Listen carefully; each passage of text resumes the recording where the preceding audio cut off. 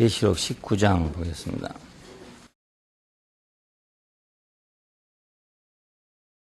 이 일 후에 내가 들으니 하늘에 허다한 무리의 큰 음성 같은 것이 있어 가로되 할렐루야, 구원과 영광과 능력이 우리 하나님께 있도다. 그의 심판은 참되고 의로운지라. 음행으로 땅을 더럽게 한 큰 음녀를 심판하사 자기 종들의 피를 그의 손에 갚으셨도다 하고, 두 번째 가로되 할렐루야 하더니 그 연기가 세세토록 올라가더라. 또 24장로와 네 생물이 엎드려 보좌에 앉으신 하나님께 경배하여 가로되 아멘 할렐루야 하니, 보좌에서 음성이 나서 가로되 하나님의 종들 곧 그를 경외하는 너희들아, 물은 대소하고 다 우리 하나님께 찬송하라 하더라. 또 내가 들으니 허다한 무리의 음성도 같고 많은 물소리도 같고 큰 뇌성도 같아서 가로되 할렐루야, 주 우리 하나님 곧 전능하신 이가 통치하시도다.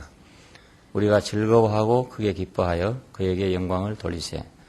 어린 양의 혼인 기약이 이르렀고 그 아내가 예비하였으니 그에게 허락하사 빛나고 깨끗한 세마포를 입게 하셨은즉 이 세마포는 성도들의 옳은 행실이로다 하더라. 천사가 내게 말하기를 기록하라. 어린 양의 혼인 잔치에 청함을 입은 자들이 복이 있도다 하고, 또 내게 말하되 이것은 하나님의 참되신 말씀이라 하기로, 내가 그 발 앞에 엎드려 경배하려 하니 그가 나더러 말하기를 나는 너와 민 예수의 증거를 받은 내 형제들과 같이 된 종이니 삼가 그리하지 말고 오직 하나님께 경배하라. 예수의 증거는 대언의 영이라 하더라. 10절까지 봤습니다. 19장부터는 전반적인 그 조망이 어린 양의 혼인잔치입니다. 물론 중간에 여러 가지 사건들이 좀 있지만 그건 전부 다 어린 양의 혼인잔치의 배경이라고 할 수 있습니다. 오늘 첫 번째로 어린 양 혼인잔치의 이제 서곡이라고 서언이라고 할 수 있는데, 이 일 후에 내가 들으니 하는 말은 큰 바벨론이 멸망한 후에 이런 뜻입니다. 어린 양의 혼인 잔치는 언제 오느냐? 큰 바벨론이 멸망한 후에 온다, 이런 뜻입니다. 그러니까 창세 이후로 이 큰 바벨론 때문에 어린 양의 혼인 잔치가 이루어지지 않은 셈이죠. 아담이 생명나무를 먹고 하나님의 동산에 거했으면 그것이 바로 어린 양의 혼인 잔치가 될 것인데, 선악과를 먹고 나옴으로써 결국 바벨론을 건설하게 됐습니다. 창세기 3장부터 11장까지를 우리가 읽으면 그 결론이 바벨론을 건설하는 것이다, 이렇게 나오게 됩니다. 선악과를 먹은 결론은 바벨론이죠. 바벨론은 이제 큰 바벨론이니까 위대한 바벨론이라 할 수 있습니다. 그 세상이 말하는 그 위대함, 그게 전부 바벨론에 포함되어 있습니다. 뭐든지 어떤 의미에서든지 그 위대함이라는 것은 전부 바벨론에 포함되어 있는 것이죠. 네가 이것을 먹는 날에는 정녕 눈이 밝아져서 선악을 하는 일에 네가 하나님 같이 될 것이다. 그건 위대해진다, 그 말이거든요. 사람은 이제 위대한 것을 목표로 동산을 나왔기 때문에 사람이 가는 마지막 성공은 위대함입니다. 그 위대함을 보고 모두 쫓아가는 것이죠.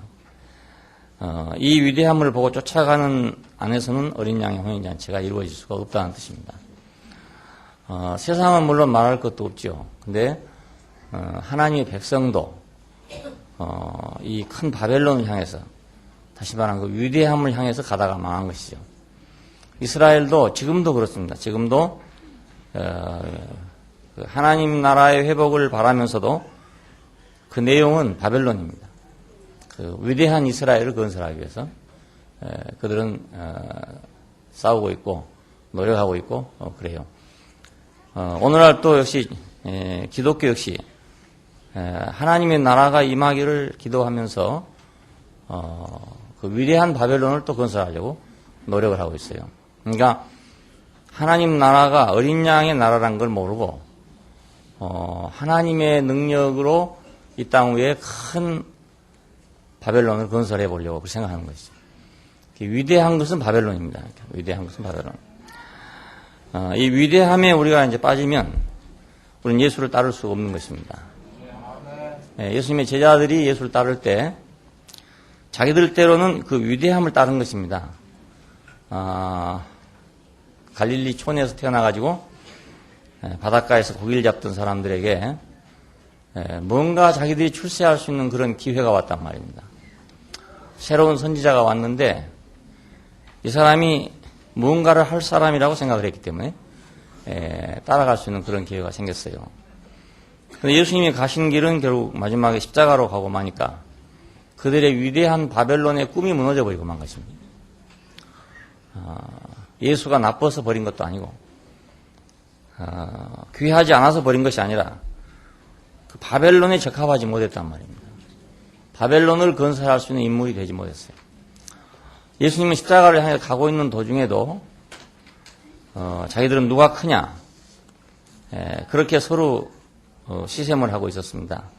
이것은 바벨론에 대한 소망 때문이죠. 어느 제자의 어머니는 따라가면서 선생님 당신의 나라가 이루어질 때 내 아들을 하나는 우편에 하나는 좌편에 앉게 하여 주옵소서. 이런 말들은 모두 무엇을 의미하냐면 그 촌 사람들이지만은 촌에서 아무것도 모르는 사람들이지만 그들대로 뭔가 권세를 잡을 날이 올 것이다 하는 그런 소망을 가졌다 그 말이죠. 왜냐하면 그 구약의 예언서들을 모두 보면 그리스도라는 분이 오시면 그런 분이 오시면 이 땅이 뒤집어질 것이다. 세상이 뒤집어질 것이다. 하는 예언들이 모두 있기 때문에 그들은 그 30세의 청년이었지만은 그 청년에게 그런 큰 기대를 걸 수 있는 역사적인 관념을 갖고 있어요. 촌에 태어난 그 사람들로서는 아마 이 기회보다 더 좋은 기회는 없지 않았겠습니까?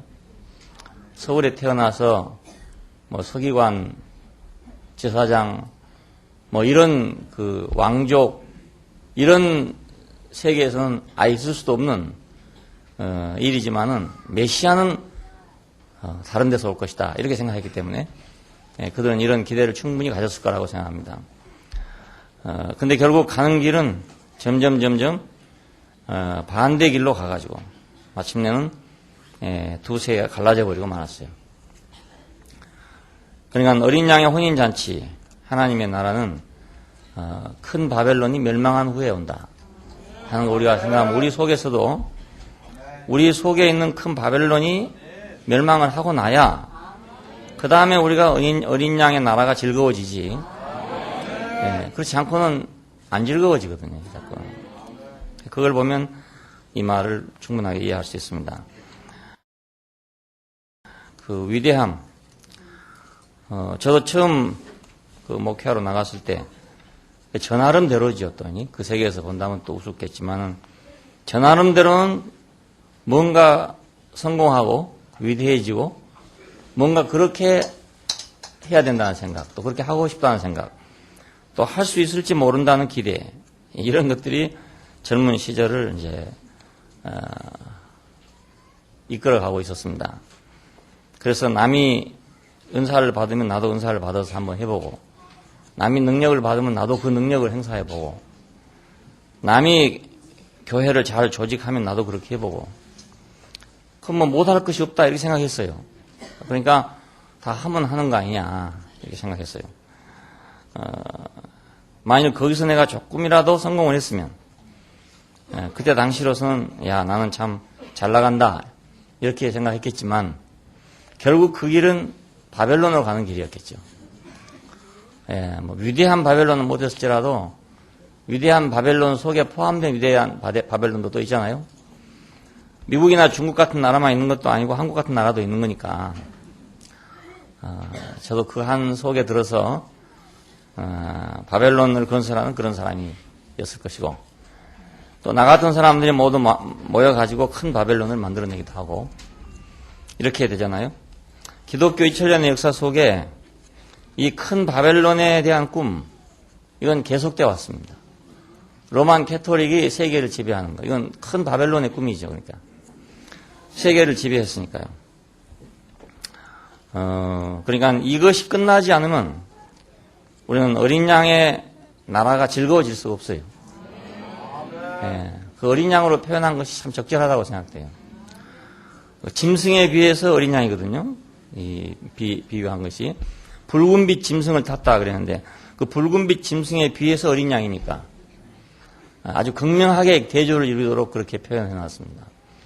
이걸 보면 우리가 하나님 나라의 성질을 분명하게 알 수 있는데 사람들이 그걸 모르고 아직도 위대한 기독교 건설을 위해서 심지어는 기독교 국가 건설을 위해서 기도를 하고 있어요. 그러니까 제가 목회하러 가니까 교인들이 저를 위해서 기도하면 그렇게 기도해요. 큰 종이 되게 해 주옵소서. 큰 종이 되게. 그걸 보면 지금 그 교회의 분위기를 알 수 있지 않습니까? 그 참 좋은 말이죠. 참 생각하고 한 말이고 좋은 말이지만 그것이 그 사상을 반영하는 것이니까 큰 종이 되게 해주십시오. 모두 큰 종이 되려고 지금 발버둥 치는 겁니다. 예, 근데 그것이 참 좋은 일 같지만 그것이 바벨론으로 가는 길이란 말입니다. 바벨론 가는 길. 이것이 세상에서 참 어려운 일입니다. 제일 어려운 일이. 어린 양의 길을 따라간다. 이게 세상에서는 미련한 짓이고 어리석은 짓이잖아요. 바보 짓이고요. 네, 그러니까 또 이것이 무슨 전망이 있다. 앞이 보인다. 이것도 안 되죠. 정말 하나님 은혜가 아니면 이것이 자기한테 밝게 보이고 온전하게 보일 수가 없어요. 네, 이건 사람의 생각으로는 도저히 붉은빛 짐승하고 어린 양하고를 비교할 때 어린 양의 나라가 호인잔치가 된다. 이걸 본다는 것은 이건 계시이고 하나님의 은혜죠. 은혜죠. 그렇지 않고는 사람의 생각으로는 불가능해요. 머리가 좋으면 더욱 불가능하고요. 예, 좀 미련하면 멍청하면 그런가 보다 하고 그냥 하겠지만 머리가 좋으면 더 안 되는 일이에요. 이것은 정말 공부를 많이 하면 더 안 되는 일이고요. 그냥 이 일 후에 우리는 이 일이 끝나고 어린 양의 혼인잔치가 이루어진다 하는 사실입니다. 하늘에 허다한 큰 무리의 음성 같은 것이 들렸다. 이것은 그 땅에서의 관점이 아니라 하늘에서의 관점이라는 뜻입니다. 그러니까 어린 양의 혼인잔치라고 하는 이것은 땅의 관점이 아니죠. 그러니까 하늘의 관점이죠. 예, 땅의 생각으로는 그렇게 될 수가 없어요. 땅의 생각으로는 붉은빛 짐승을 타야지. 어린 양이 어떻게 땅에서 승리를 하겠습니까? 어린 양이 어떻게 땅에서 왕노릇 하겠으며 어린 양이 어떻게 땅에서 혼인잔치를 하겠냐 그겁니다. 그러니까 이건 하늘에 허다한 큰 무리의 음성 같은 소리가 들렸다. 이건 하늘에 있는 관점이고 하늘에 있는 성도들의 음성이었고 그래서 땅에 속한 기독교인이 아니라 하늘에 속한 그리스도인의 관점이에요. 네, 하늘에 속한 그리스도인의 관점. 그러니까 큰 바벨론의 그 실상, 이 바벨론은 커도 이건 진실하지 않기 때문에 망한다. 이 관점은 땅에서의 관점이 아니라 하늘에서의 관점입니다. 예, 땅에서 보는 것과 하늘에 보는 것이 다르거든요. 예. 내가 어느 입장에서 보냐에 따라서 모든 사물은 다르게 보입니다. 예, 우리가 사람을 볼 때도 내가 어느 위치에서 보냐, 어느 입장에 보냐에 따라서 그 사람이 좋은 사람일 수도 있고 나쁜 사람일 수도 그렇습니다. 예. 목수의 입장에서 나무를 보는 것과 그 다음에 가마솥에서 곰탕 끓이는 사람이 보는 입장과는 전혀 다르잖아요. 하나는 보면은 이게 불이 잘 탈 거냐 안 탈 거냐 이걸 생각하는 것이고 예, 하나는 이게 제목으로 어디다 놓으면 맞을 것이냐 이렇게 생각한다고요. 예, 그러니까 전혀 관점이 다르죠. 그냥 하늘에서의 관점으로 볼 때 바벨론은 이렇다 이겁니다. 예, 땅에서의 관점이 그렇다는 말이 절대로 아닙니다. 아니 어찌 붉은빛 짐승을 탄 그 짐승이 위대하고 장래성이 있고 소망이 있지 어린 양이 무슨 장래성이 있고 소망이 있느냐 이렇게 사람 속에는 다 의문이 있다고요. 예, 말로 한 사람도 있고 실제로 실행한 사람도 있고 다 있는데 이 물음에 대한 대답은 그것입니다. 그것이 아니라고 할 수가 없어요. 그것이 땅에서의 관점에서는 맞는 거니까요. 그러니까 그 사람한테 그거 아니다라고 아무리 설명해도 안 됩니다.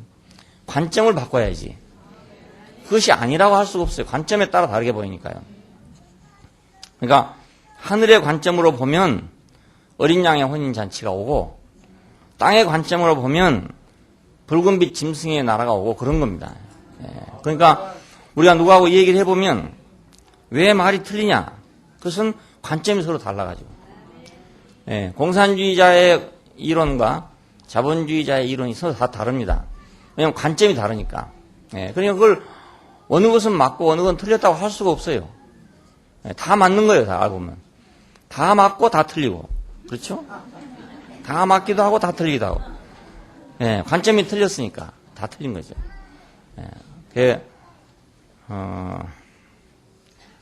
지금 믿는 사람들도 어디서 보냐, 여기에 따라 다릅니다.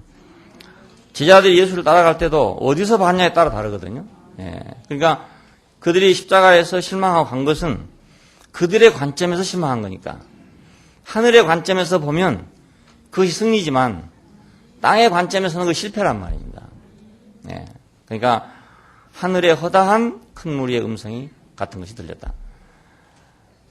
하늘에서 들려오는 소리가 크게 들리느냐, 땅에서 들려오는 소리가 크게 들리느냐, 그 문제입니다.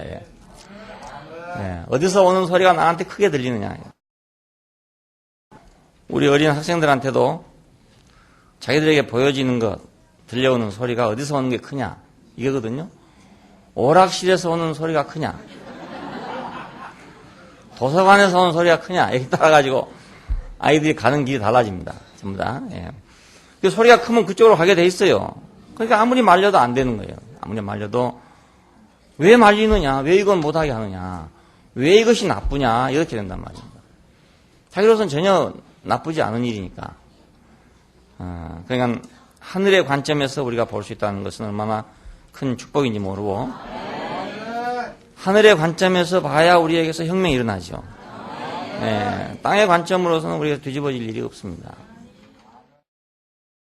근데 땅의 관점으로 예수의 나라를 건설하려고 했던 것이 국교화된 거 아니겠습니까? 땅의 관점으로 본다면 국교화되는 것이 성공이에요.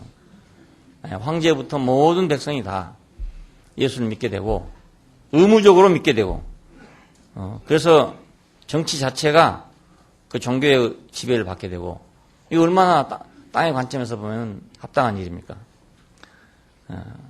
그러나 하늘의 관점에서는 다르다 그 말이죠. 큰 바벨론, 이것은 우리가 지금까지 봐온 대로 물질적인 바벨론과 종교적인 영적인 바벨론이 있었습니다. 물질적인 바벨론은 짐승으로 표현되고 종교적이고 영적인 바벨론은 음료로 표현됐어요. 그래서 이것이 둘이 서로 섞여 있습니다. 왜냐하면 음료는 짐승을 탔으니까. 음료만 따로 활동할 수도 없고 짐승만 따로 활동하는 게 아니고 같이 말을 타고 가는 것처럼 타고 있으니까. 경마장에 가면 말하고 기수하고 같이 달리잖아요. 역사는 그렇게 지금 달려왔습니다. 17장, 18장에서 우리가 본 대로 어느 때는 물질적 바벨론을 얘기하고 어느 때는 영적 바벨론을 얘기하고 그래요. 서로 섞여 있습니다. 큰 음료는 많은 물을 타고 있고, 이것은 많은 물은 나라와 족속과 백성과 방언이죠. 그리고 붉은빛 짐승을 탔다. 이건 7머리와 10산이 있는 이런 큰 제국을 탔다 이 말입니다. 제국을 타고 다녔다.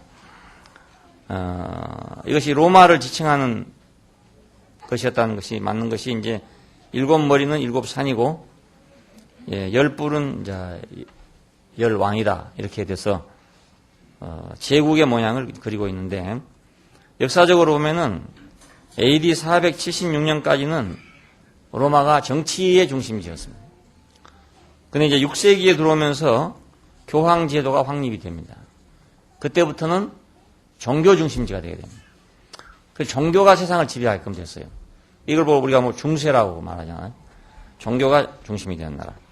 그 이제 황제도 교황 밑에 있는 제후들이 모두 교황의 서품을 받고 왕이 되는 이런 나라가 됐습니다. 그러니까 정치 중심지에서 종교 중심지로 바꿔졌죠. 그래서 정치와 종교가 섞여 있는 모습이 역사적으로 드러났습니다. 근데 로마만 그런 게 아니라 어느 나라도 다 그렇게 됩니다. 어떤 환경에서도 종교가 거기서 승리하면 이런 현상이 벌어지게 되죠. 이 음녀는 짐승을 통해서 권력을 휘두르고 짐승은 음녀에게서 영감을 받고 복수자고 되어 있는데 이런 것을 받는다 그 말이죠. 그래서 서로 필요한 거예요. 그 국교화되어 있는 나라에는 이제 정부의 종교청, 우리말로 하면 종교부가 있는 셈이죠. 문화부, 통일부, 내무부 이렇게 있는 것처럼 종교부가 있다고요. 이게 서로가 필요하니까. 그래서 큰 바벨론은 세상 전체를 형성하고 있는데 거기서 종교는 바벨론이 아닌 줄로 생각한다, 사람들이. 그러나 그 종교 역시 바벨론입니다. 예, 큰 음녀 역시 바벨론이니까요. 그래서 큰 음녀라고 말하기도 하고 큰 바벨론이라고 말하기도 하고 그렇게 말한 이유가 바로 여기 있습니다. 그 위대함 속에, 위대함을 추구하는 속에 이 두 가지가 다 포함되어 있어요. 그리고 이 둘이 완전하게 결합이 돼야만 완전하게 위대해져요. 예, 어느 나라도 완전히 종교화되지 않는 한은 그 나라는 영구적이 될 수 없어요. 예, 그러니까 신정이 일치하는 그런 나라가 될 때 완전한 제국이 형성되게 됩니다. 일본에서도 그래서 왕을 갖다가 천황이라고 하고 신이라고 했잖아요. 신이라고. 그래서 일본 제국을 형성했단 말입니다. 그렇게 될 때는 완전하게 되는 거니까요. 이것은 그리스도가 신부를 모방한 모조품입니다. 모양은 똑같아요. 모양은. 금과 진주와 보석으로 꾸몄다. 모양은 예루살렘하고 똑같잖아요. 그러니까 이거 하나의 모조품입니다. 그런데 귀신의 처소가 되고 각종 더러운 영에 모이는 곳이 되고 더럽고 가증한 새에 모이는 곳이 되었다 그럽니다. 겉모양은 예루살렘하고 똑같은데 내용은 귀신의 처소고 더러운 영이 모이는 곳이고 더럽고 가증한 새에 모이는 곳이다. 그 내용은 그렇다. 겉모양은 같은데 내용은 그런 것이다. 우리가 세상과 결합한 종교와 결합한 세상을 보면 겉은 아주 화려하단 말이에요. 화려한데 그 안에 귀신의 처소와 더러운 영이 모이고 있고 가증한 새가 모이는 곳이라는 걸 볼 수 있어요. 그러니까 이것을 요한이 얘기하고 있습니다. 왜냐하면 사탄은 선악을 하는 지식을 가지고 사람을 미혹해가지고 모조품 바벨론을 만들어놨습니다. 그러니까 하나님은 하나님 나라를 만드시고 사탄은 바벨론을 만들고 그런 셈입니다. 예, 그러니까 바벨론은 하나님 나라의 모조품이죠. 모조품. 이걸 건설했습니다. 이 모조품 속에서 그 진품을 발견한 사람들, 찾는 사람들, 이 사람들이 선지자들입니다. 그러니까 자연히 핍박을 받게 되죠. 그렇지 않겠어요? 그 모조품이 위대해지는 세계 속에서 그것이 가짜고 진짜가 다른 데 있다. 이걸 깨닫고 발견한 사람들이 선지자들이니까 이 사람들이 그 세계에서 편안히 살겠습니까? 예, 살 수 없죠. 그래서 핍박을 받았습니다. 19장에서는 이제 그 큰 바벨론이 멸망한 걸 보고 그의 심판은 참되고 의로우시다. 그 음행으로 땅을 더럽게 한 큰 음녀를 심판하사 자기 종들의 피를 그의 손에 갚으셨다. 이런 말이 나옵니다.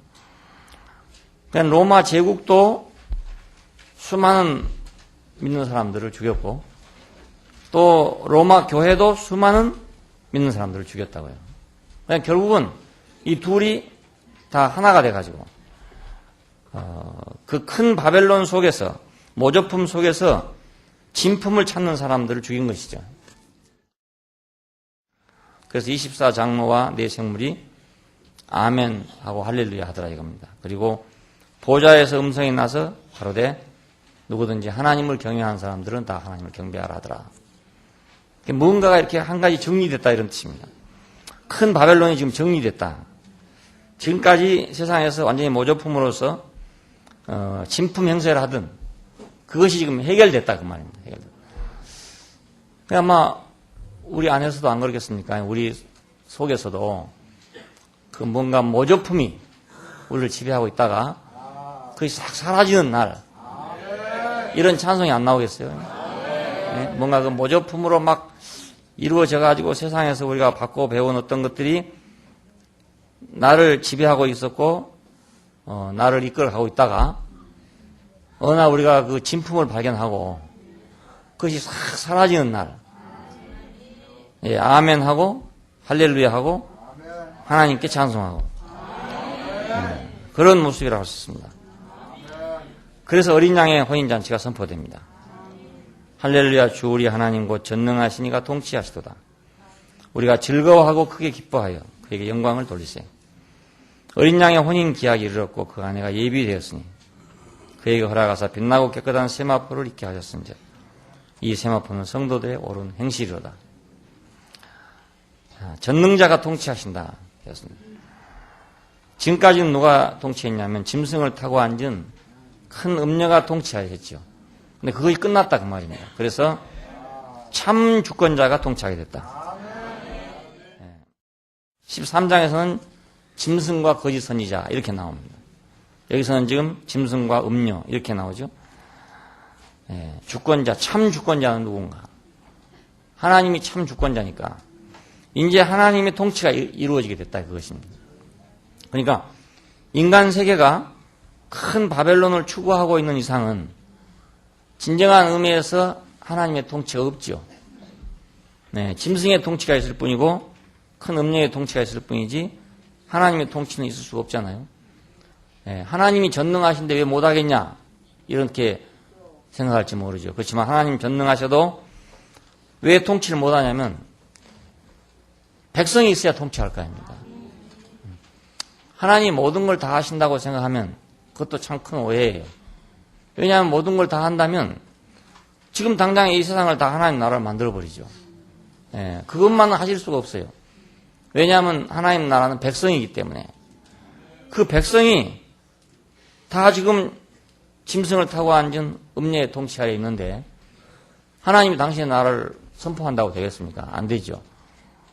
하나님은 당신의 사람들이 없으면 그분의 나라를 이룰 수 없어요. 전능하기 때문에 다 하는 거 아니단 말입니다. 그러니까 주권자가 통치하기 위해서는 우리에서 큰 바벨론이 물러나야 되는 거죠. 그러나 하나님 이런 경우 있잖아요.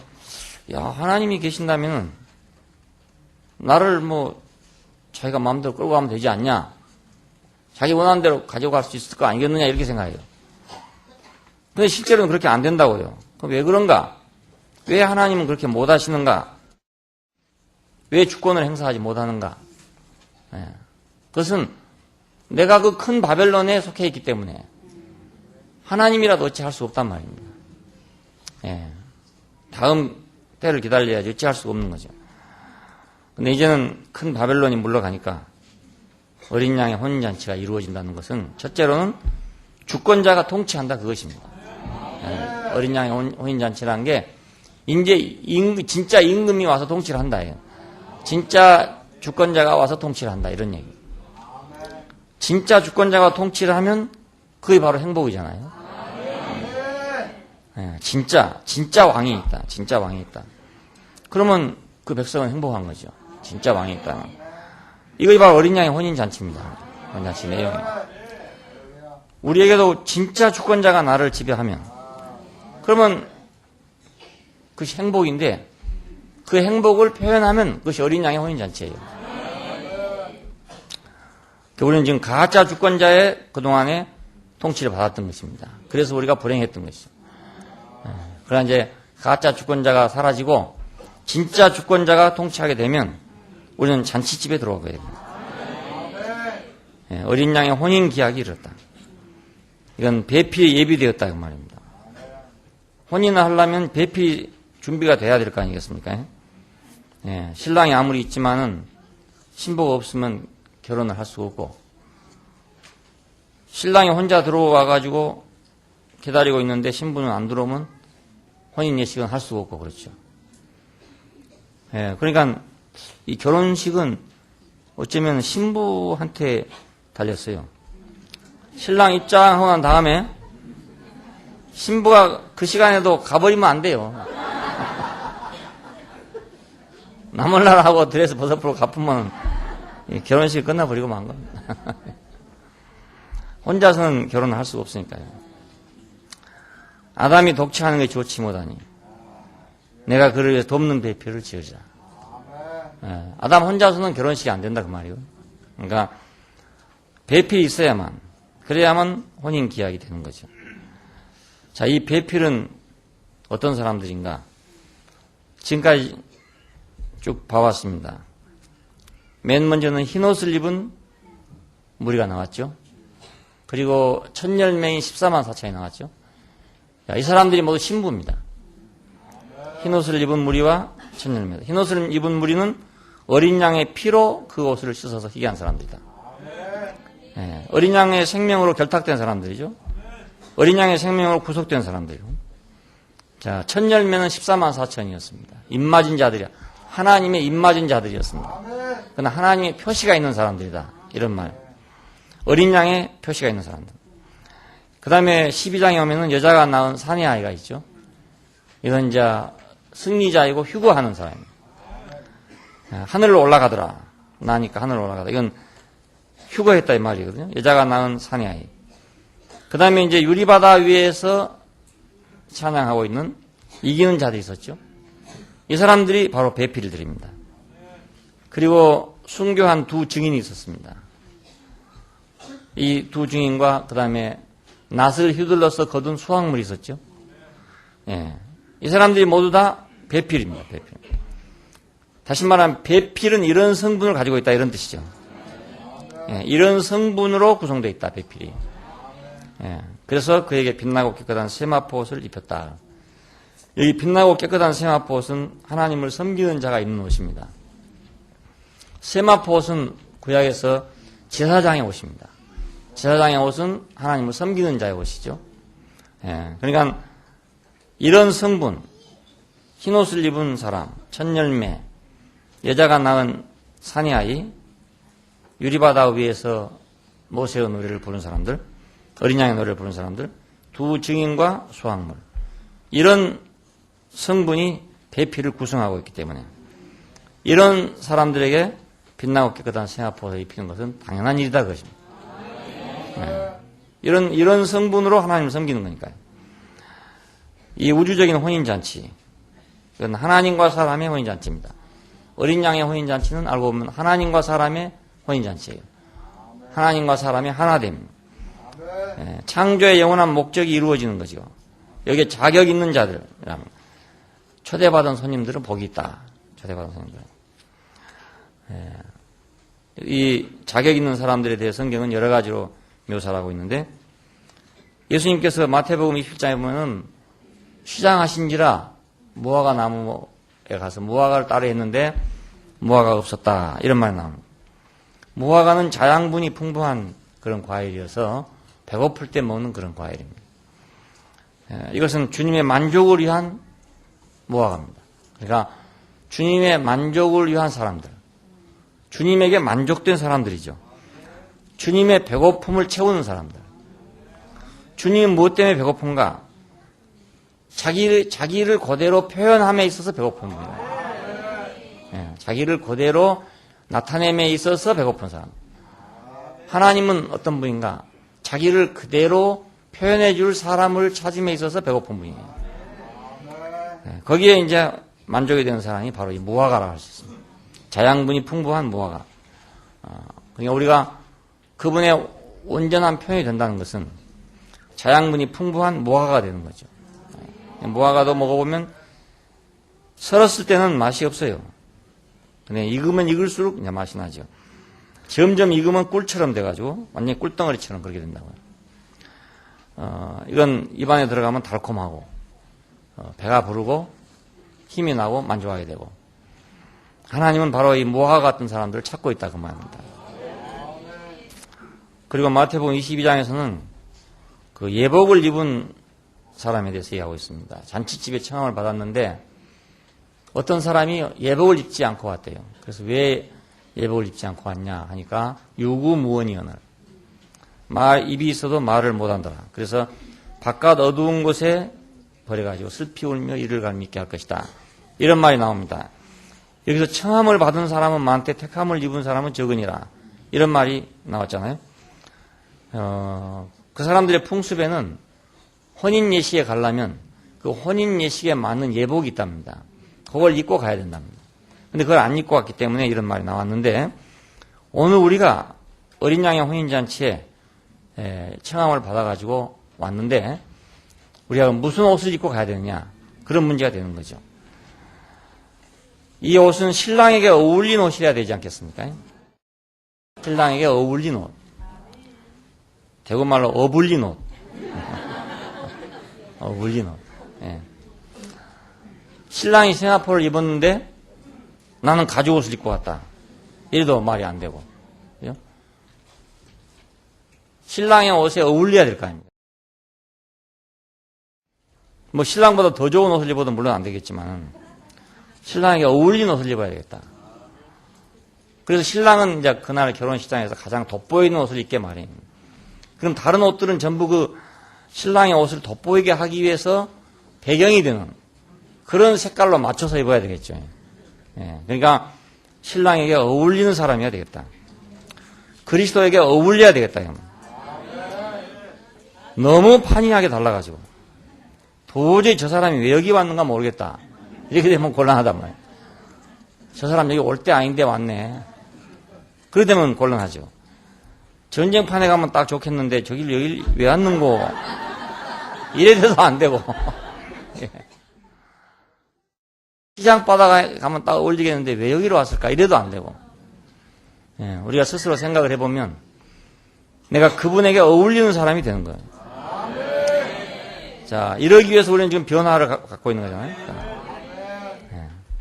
그리고 신랑과 짜여져야 된다. 시편 45편에는 이제 두 벌의 옷, 왕비의 옷이 나오는데, 금으로 수놓은 옷을 입고 왕을 만나러 간다, 이런 말이 나옵니다. 금으로 수놓았단 말은 짜여졌단 말이죠. 짜여졌다. 그냥 그분으로 내가 수놓여진 사람이니까 그분으로 내가 침투돼가지고 그분의 성분으로 내가 짜여져야 된다, 그거죠. 예, 그분으로 내가 짜여져가지고 그분이 나를 표현하도록, 내가 산 것이 아니고 내 안에 그리스도가 사신 것이다, 이렇게 되도록. 예, 금으로 수놓아버리면 그 천은 보이지 않고 내가 수놓은 금실이 보이게 될 거 아닙니까? 예수님을 보고 어떤 사람들은 하나님이라 하고 어떤 사람은 사람이라 하고 그랬습니다. 그 이유는 그 짜여진 금실을 보고는 하나님이라 하고 그 배를 보고는 사람이라 하고 그런 것입니다. 예, 그러니까는 한 사람이지만 두 가지 모습이 보여진 이유가 바로 거기에 있죠. 신랑과 짜여진 사람, 그리스도와 짜여진 사람, 성분상으로 짜여져야 되겠죠. 그래서 의롭다함을 받는다는가 하고 의로워지는 것은 다른 문제입니다. 예, 의롭다함을 받는다는 말은 법리적인 말이거든요. 법적인 말입니다. 그러니까 이건 짜여진 것이 아닙니다. 어울려진 것도 아니고 짜여진 것이 아닙니다. 다만 그 자비를 받은 거죠. 자비. 불쌍히 여김을 받은 거지 결코 짜여진 게 아니단 말입니다. 불쌍히 여김을 받기만 해가지고는 그 잔치상에 같이 있을 수 없어요. 네, 그건 수속은 되지만 그걸로는 잔치가 될 수가 없습니다. 불쌍히 여김, 거지가 참 불쌍히 여김을 받아서 왔지만 어쩐지 주인하고 어울리지는 않는다. 아직 성분이 안 바뀌었으니까 어울리지 않죠. 은혜는 입어갖고 왔는데 주인과 짜여지지는 않는다. 그러면 한 상에 있을 수가 없잖아요. 그래서 예복을 입은 사람과 안 입은 사람, 이렇게 구별해 놨습니다. 그리고 마태복음 25장에서는 기름을 준비한 처녀와 준비하지 못한 처녀, 이렇게 구별해 놨어요. 이거 지금 모두 어느 잔치에 참여할 수 있는 자격을 얘기합니다. 그러니까 바깥 어두운 곳에 버린다는 말은 완전히 멸망당한다는 말이 아니고 그 잔치에 참여하지 못한다는 뜻입니다. 하나님 백성은 백성인데 아직 그 잔치에 참여할 자격이 없다, 그런 뜻이에요. 5처녀는 기름을 준비하고 5처녀는 기름을 준비하지 못해가지고 결국 그 결혼식에 참여하지 못했다. 이런 얘기인데, 기름을 준비한 사람들은 등불을 밝혔겠죠. 등불을 밝히는 것은 자기도 가려면 등불이 있어야 가겠지만은 신랑의 길을 예비하는 것입니다. 예, 신랑이 오기 전에 모두 그 들러리들이 앞에 서서 등불을 들고 쫙 길을 밝혀가지고, 그래서 신랑의 길이 이제 들어오는 거니까 신랑의 길을 예비한 사람들이죠. 길을 밝혀준 사람.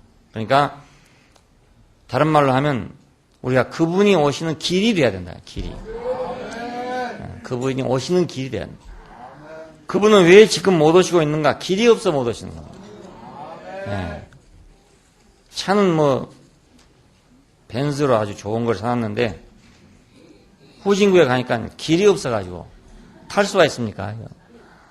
네. 아마 조선시대쯤 해가지고 미국에서 포드 자동차에서 좋은 거 하나 선물 받아갖고 왔다 그러면 그냥 경복궁에다가 전시해 놔두고 구경거리가 됐을 겁니다. 왜냐하면 타고 다닐 데가 없으니까, 길이 없으니까. 예수님은 왜 오시지 못하는가? 길이 없어서 못 오신다. 길은 누군가? 그 신부가 길을 예비해야 된다는 거예요. 길을 예비한 사람이 곧 신부입니다. 네, 길을 예비한 사람이. 그래서 지금 한국 총각들이 월남처녀하고 결혼하잖아요. 왜냐하면 길이 없어가지고. 한국에서는 길이 없어가지고. 그래서 월남처녀하고 결혼하고 있습니다. 월남처녀들이 당연히 있어가지고, 그래도 길이 되니까 결혼을 하지. 처녀들이 전혀 없다고 생각하면, 그러면 결혼을 못 하죠. 네, 길이 없으니까. 자, 신랑의 길을 예비한 사람. 그 길이 된 사람이 바로 배필을 할 수 있습니다. 네. 그래서 기름을 준비한 5처녀에 대한 말이 나옵니다. 그리고 고린도전서 3장에서는 공력이 불타냐 안 타냐 이런 얘기를 하고 있습니다. 나무나 지피나 종이나 이런 걸로 지으면 불이 탈 것이고, 금이나 의나 쇠나 이런 걸로 지으면 불이 안 탈 것이다. 그래서 불탈 것과 불타지 않을 것 이렇게 얘기하고 있어요. 그리스도는 영원히 불타지 않는 분입니다. 죽고 다시 난 자는 다시 죽을 필요가 없어요. 네. 그래서 영원히 불타지 않죠. 그래 우리가 만일 금방 불타버리고 없어질 것만 가지고 있다면 그럼 우리는 그의 배필이 될 수 없습니다. 네. 하나님이 얼마나 수명이 긴지 우리가 금방 없어질 걸 가지고 있으면 가지고 있을 수 없죠. 우리는 수명이 얼마 안 되니까 100년 쓸 수 있는 것만 돼도 대단히 이건 참 찌르기 오래 쓴 것이다. 그래서 냉장고 하나 사면 10년 쓴다. 순간의 선택이 10년을 좌우한다. 근데 하나님 원체 수명이 기신 분이니까 조금 있다가 없어질 건 갖고는 안 되는 거예요. 아주 영원히 있을 거라야 되는 거예요. 그래서 공력이 불타냐 안 타냐 이걸 갖고 얘기하는 이것도 역시 신부의 자격을 얘기한다고 할 수 있습니다. 그리고 고린도 후서 5장에서는 우리가 다 그날의 그리스도의 심판대에서 설게 될 것인데 그때 각기 자기의 행실을 따라서 상을 받을 것이다. 이런 말이 나옵니다. 그러니까 신부의 자격은 상 받는 문제에 속합니다. 구원이냐 멸망이냐 이런 문제가 아니고 상이 되냐 안 되냐 이런 문제에 속합니다. 그리스도의 심판대니까 심판마다 심판이 다르잖아요. 그래서 그리스도의 심판대는 그리스도에게 적합해야 된다. 그걸 그리스도의 심판대로 할 수 있어요. 그러니까 그리스도에게 맞는 것은 거기 합격이 되고 그리스도에게 안 맞는 것은 합격이 안 되고 그렇게 되죠. 수능 시험에 합격하냐 안 하냐 하는 것은 수능의 심판대죠. 수능의 심판대. 내신이 맞냐 안 맞냐 내신의 심판대죠. 마찬가지로 그리스도의 심판대 하면은 그리스도의 성분에 맞느냐 안 맞느냐 그런 심판입니다. 그러니까 우리는 신부는 자격이 필요하다. 우주적인 혼인잔치에 청함을 받은 손님들은 자격이 필요하다 하는 걸 볼 수 있어요. 그럼 누구는 자격이 있고 누구는 없냐. 그럼 혹시 나는 또 자격이 없는 거 아닌가. 이렇게 생각할 수도 있는데 자격을 만들려고 우리를 부르신 거잖아요. 부르셔가지고 왜 불러서 그냥 천당으로 안 데려가고, 쉽게 말하면. 왜 우리가 땅 위에서 하나님 말씀을 듣고 있느냐? 그것은 불러놓고 택하기 위해서. 불러서 택하기 위해서. 예, 이스라엘 백성들을 애굽에서 불러놓고 그 다음에 율법을 주고 그래서 가르치고 그것은 택함 받은 백성이 되게 하기 위해서. 그래서 그렇습니다. 예, 그러니까 우리가 아이고 나는 팔자가 안 되겠네 이렇게 생각하면 안 되고 나는 더 변화되고 더 변화될 사람이구나. 나는 더 새로워지고 새로워질 사람이구나. 나는 더 그리스도의 성분으로 채워져야 되겠구나. 이렇게 우리가 받아들여야 되겠죠. 부름을 받은 자와 택함을 입은 자. 부름 받은 자는 객관적인 의를 가진 사람. 그러니까 그리스도가 의로우셔서 하나님이 자비로우셔서 내가 아무리 불의한 자라 할지라도 나를 받아주셨다. 이것이 소위 말하는 이신득이라고 하는 겁니다. 믿음으로써 의롭다함을 받는다. 그러니까 내가 어떤 사람이었다 하더라도 하나님이 예수 그리스도를 통해서 나를 의롭다고 여겨주신다. 이것은 나하고는 관계가 없어요. 그러니까 하나님의 자비 문제지 내 문제가 아니단 말입니다. 그런데 여기는 송사의 여지가 있습니다. 늘. 왜냐하면 하나님이 어떤 사람을 불쌍히 여겨가지고 분명히 벌받아야 될 사람을 상을 준다 이겁니다. 그러면 하나님하고 그 사람하고만 있으면 상관이 없지만은 사탄이 있잖아요. 그 사탄이 송사를 한단 말입니다. 그 하나님 당신이 불의하지 않느냐. 왜 저렇게 벌받을 사람한테 상을 주느냐. 이렇게 송사하면 하나님 할 말이 없다 이 말입니다. 자, 그래서 하나님은 택함 받은 자를 찾고 있어요. 그 택함 받은 자는 누구냐? 사탄이 송사할 수 없는 자란 말입니다. 이 택함 받은 자는 누구냐? 나를 의롭다고 하신 그분이 거기서 그냥 있는 게 아니라 내 생명이 돼가지고 나를 통해서 나타날 때 그 말입니다. 그리스도가 나타나는 사람, 내 생명이신 그리스도가 다시 재현될 때 이것이 바로 택함 받은 사람이니까 이때는 사탄이 송사를 못하죠. 왜 저 사람을 당신이 용서합니까? 라고 말할 수가 없단 말이에요. 왜냐하면 그에게서 의로운 세마파가 나타나니까. 그래서 하나님은 오늘 교회 안에서 우리에게 그걸 원하고 있습니다. 교회 안에만 딱 있으면 괜찮아요. 근데 교회 밖에서는 사탄이 우리를 송사하고 있다고요. 송사하고 있는데 우리가 항상 교회 안에만 있을 수가 없잖아요. 그래서 하나님은 우리가 밖에 나가더라도 전혀 송사를 못할 사람이 되게 하고 싶단 말이에요. 그리스도가 나타난 사람. 이것이 바로 우리의 의라고 할 수 있죠. 그때는 이제 첫 번째는 그리스도의 의고 두 번째는 우리의 의라고 할 수 있죠. 이게 아까 말한 대로 하면 금으로 수놓은 옷이라 할 수 있어요. 왕비는 그걸 입어야 왕 앞에 갈 수 있답니다. 그리고 마지막에 이제 예수의 증거는 대언의 영이라 하더라 하는 말이 나왔습니다. 이것은 예수의 증거를 가진 자들이라는 뜻입니다. 예수의 증거를 가진 자들.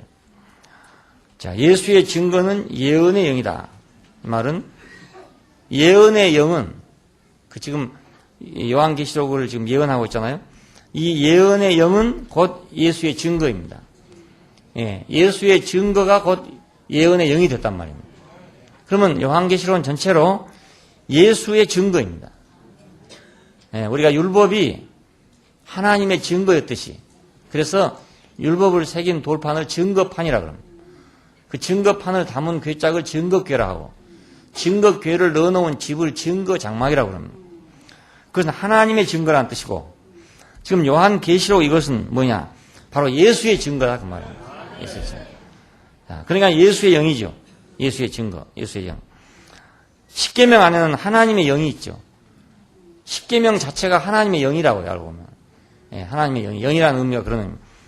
십계명은 계명이 아니라 하나님의 영이다 이겁니다. 자, 그 하나님의 영은 곧 하나님의 증거입니다.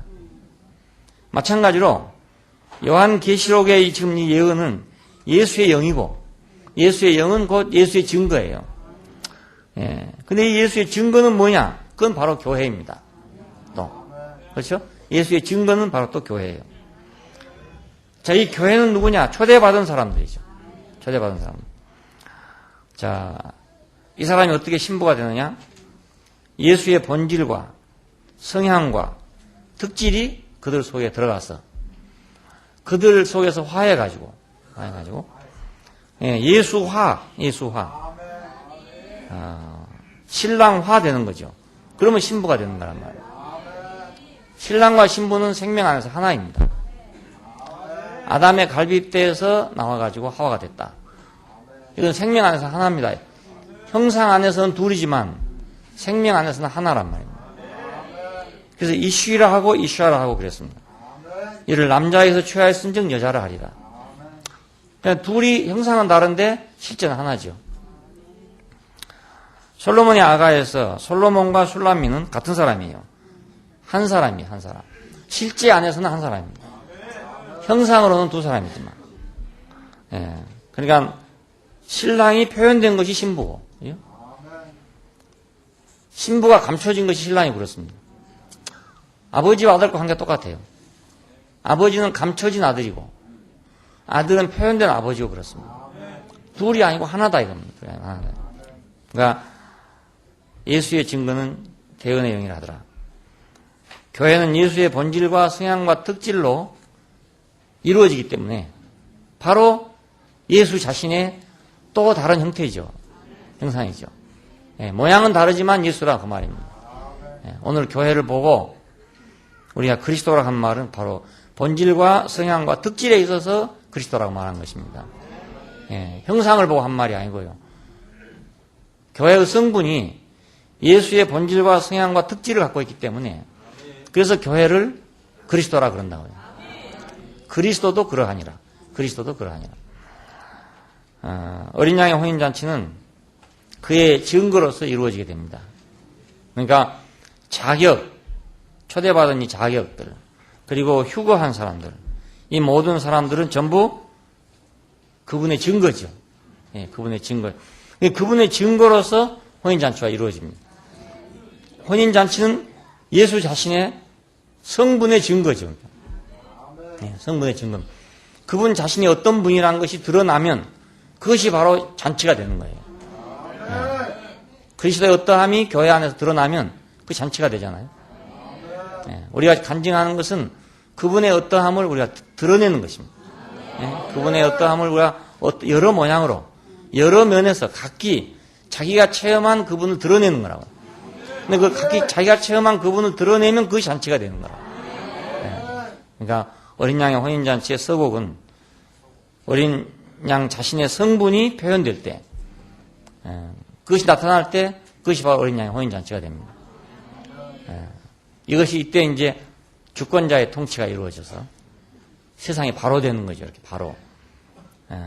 그 강탈자가 세상을 지배하고 있던 데서 진짜 주권자가 세상을 지배하는 세계로 세계가 바꿔져 가지고 이제 세상이 될 대로 됐다. 제대로 됐다. 요즘 말로 하면 제대로 된 거야. 제대로 된 세상이 온 거라고요. 제대로 된 세상이 오면 잔치가 벌어지게 돼요. 자, 해방이 되니까 잔치가 벌어졌죠. 우리가. 왜냐하면 그건 제대로 됐단 말입니다. 우리의 주권을 찾았으니까. 네, 일본에게 뺏겨가지고 우리가 신음하고 있을 땐 잔치가 안 되죠. 근데 그걸 찾으니까 잔치가 됐잖아요. 광화문에 나와가지고 모두 만세를 부르고, 그래서 어떤 사람은 그날을 기다리면서 내가 그날이 오면 내 가죽을 벗겨서 북을 만들어가지고, 예, 광화문 내거리에서 둥둥 울리겠다고 그렇게 했던 사람들이 있었습니다. 그러니까 그날은 제대로 되는 날입니다. 제대로 되는 날. 예, 어린 양의 혼인잔치는 제대로 되는 날이다. 제대로 되는 세계다. 제대로 되는 세계다. 그러니까 우리가 지금 제대로 된 세계를 찾아왔어요. 예, 제대로 된 세계에서 나도 제대로 된 사람이 되려고. 우리가 교회 안에 들어와서 이렇게 살다 보면 우리가 세상을 볼 때 저게 제대로 안 됐구나. 제 앞뒤가 안 맞고 제가 지금 엉뚱한 놈이 통치하고 있구나. 그렇게 보인단 말입니다. 그래서 교회하고 세상하고 뭐 모양이 다른 건 없습니다. 없는데 그 내용이 서로 달라가지고. 그래서 우리가 세상 사람들하고 같이 살 수 없는 이유가 교리적인 이유 때문에 그런 게 아니라 지배자가 다르고 세상이 다르니까. 예? 나는 지금 제대로 된 통치를 받고 있는데 그쪽에서는 지금 엉뚱한 엉터리 통치를 받고 있다고요. 그러니 사사건건 틀릴 거 아닙니까? 사건건 틀리고 모든 일에 틀리고 다 안 맞고. 자, 교회 안에서도 우리가 만약 교통이 안 된다면 그것 때문에 교통이 안 되는 거죠. 예. 제대로 된다면, 제대로 된 통치를 받는다면 우리는 교통 안 될 것이 아무것도 없는데 뭔가 뭐 교리의 지배를 받고 있다든지 뭐 지식의 지배를 받고 있다든지 뭐 이런 사람들하고는 교통이 안 된다고요. 골치 아프고 이번에 일본에 오노상에 와가지고 말끝마다 고르치가 아프다고 고르치가 아프다고.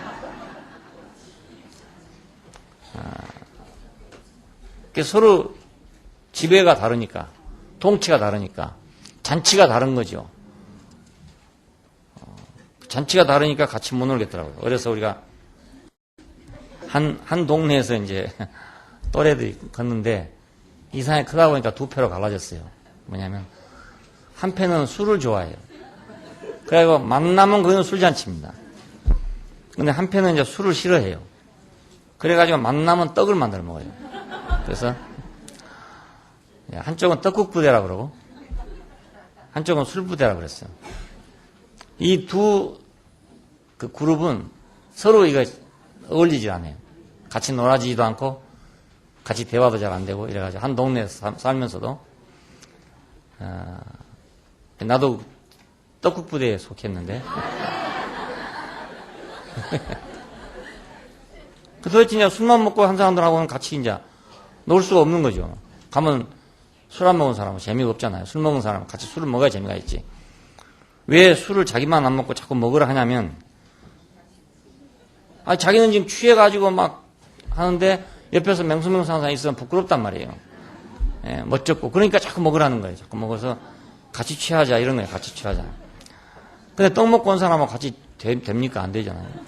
예, 그래서 잔치의 내용이 다르면 이게 전혀 어울려지지 않더라고요. 어린 양의 혼인잔치에 어울려져야 된다. 내 인생 자체가 거기에 어울린 사람이 돼야지. 거기하고 어울려지지 않는 사람이 되면 있으라 해도 있을 수가 없어요. 예, 술 안 먹는 사람이 술 먹는 사람들 곁에 앉아있는 건 고역이에요. 술 먹는 사람은 계속 술 먹고 한 얘기 또 하고 한 얘기 또 하고 계속 한 얘기 또 하거든요. 자기는 한 얘기 또 하는지 모르고 하죠. 계속 하죠. 그러면 정신 멘짱한 사람은 듣고 있으려면 정말 괴로운 거예요, 그게. 예, 정말 괴로운 거예요. 근데 또 떡국이나 먹고 앉아있는 사람들 곁에 술 좋아하는 사람이 앉았으면 그것도 참 답답할 거라. 예? 왜 저렇게 맹수맹수 저러고 있나 이 생각하니까 그것도 또 답답할 거 아니겠습니까? 서로 답답해서 뭐 어디 있어요. 이 사람들이 뭐 천당에 가면 좋다고 했었지만은 천당에 가면 예수님이 있을 건데 그 괴로울 거 아닙니까? 괴로울 거. 주여 어디로 가시나니까 하면서 오늘도 또 그러고 계실 겁니까? 얼마나 괴롭겠어요. 우리가 그 잔치에 참여하려면 잔치에 어울려야 된다. 술 좋아하는 사람은 술 파티로 가야 되고 떡 좋아하는 사람은 떡 파티 하는 데로 가야지. 괜히 남 좋다 한다고 성경에 써 있다고 뭐.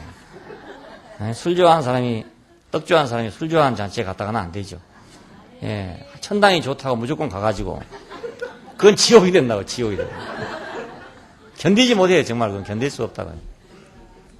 그러니까 사람들이 뭣도 모르고 예수 믿고 천당 간다고 지금 그렇게 하고 있습니다.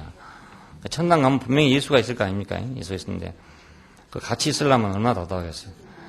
제자들이 3년을 따라다녔어도 마지막에는 다 답답했어요. 동문서답하고 무슨 말 하는지 모르겠고 어디로 가는지 모르겠고 그러니까 주여 어디로 가십니까? 우리가 그 길을 모르겠습니다. 이런 말이 나왔죠. 예, 그러니까 3년을 따라다녔어도 그런데 지금 무조건 천당만 간다고 생각하는 사람들은 참 답답한 사람들이에요. 자기가 갈 곳인지 아닐 곳인지 보고 그래 가야 됩니다. 예, 그가 술 먹는 데인지 떡 먹는 데인지 그걸 알고 가야 된다. 곡식을 거둔 데인지 포도주 틀을 밟은 데인지 그걸 알고 가야 된다. 갈 곳을 가야 되죠. 가지 못할 곳을 가면 정말 괴롭습니다. 어린 양의 혼인잔치, 큰 바벨론이 멸망한 후에 그때 온다. 그리고 신부가 준비됐다. 예, 그래야만 혼인 기약이 이루어집니다. 이 우주적인 혼인잔치에 청함을 받은 사람은 복인 사람들. 예, 청함을 받은 것으로 끝날 것이 아니라 이제 거기서 택함을 입은 자가 됐어. 신부가 되는 거. 그것이 혼인잔치의 목표입니다. 기도하십시다.